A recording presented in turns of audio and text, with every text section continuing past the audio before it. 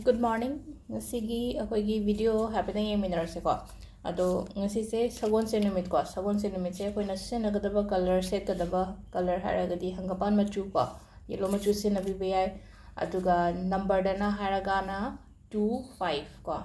25 haina di kano tawono ko 25. Chanting to bayai ko 25. So sum hai tare ko numitu yo na ngasum son ba kot pa ka shu akai ba kem ta dai te ko.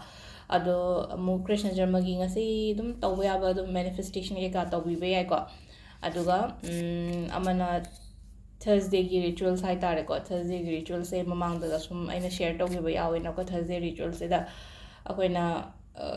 keno haidi ishorda keno makat pa matam da so haidi yellow gumba kat piyo khot piyo kaina haiba do haidi lei do ro ma do ro ko achana ba thakna ba do ro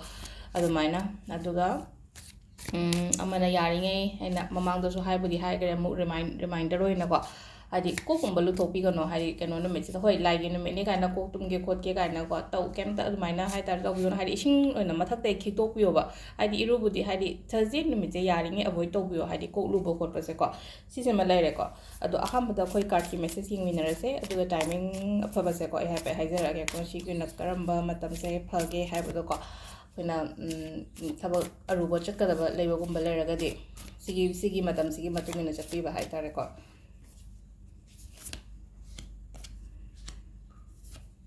sida leira kogi trick card se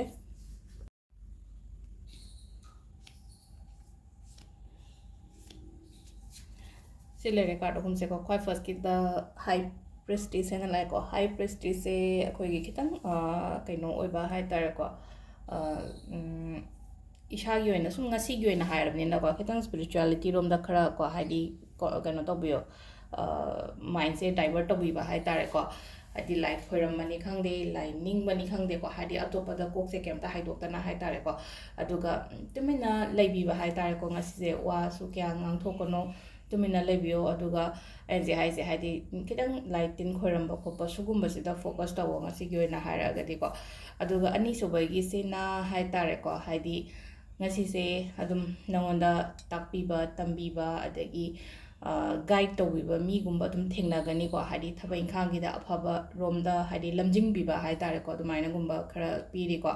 hadi mina ngangba taba khopa gumba ka hadi samna da lairik taba gumba su ha adumaina adumbai mong da su lai ko khatang ko aduga last gi sena hadi knight of pentacles and like knight of pentacles se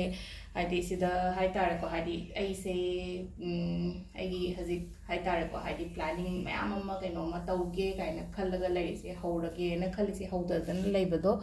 adu da hobi be ai ko ai do ready di oireba ready oiraga hadi haudana laiba poto hobada akaiba kemta kaisho kaino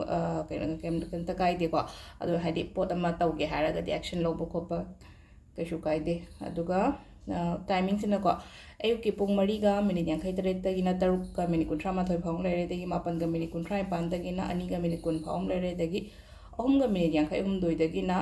pung nipan ga minit kun phong lere ko de tra mathoi ga minit trai thoi dena baro ga minit kuntra mapan phong lere daga nongalam dagina ani ga minit manga dagina mariga minit yankai phong lere ko sisina akoigi afaba timing ko ngasi gi oina adu sida lere ngasi gi happy samlapa ngasi card ki message se ko ma'am thank you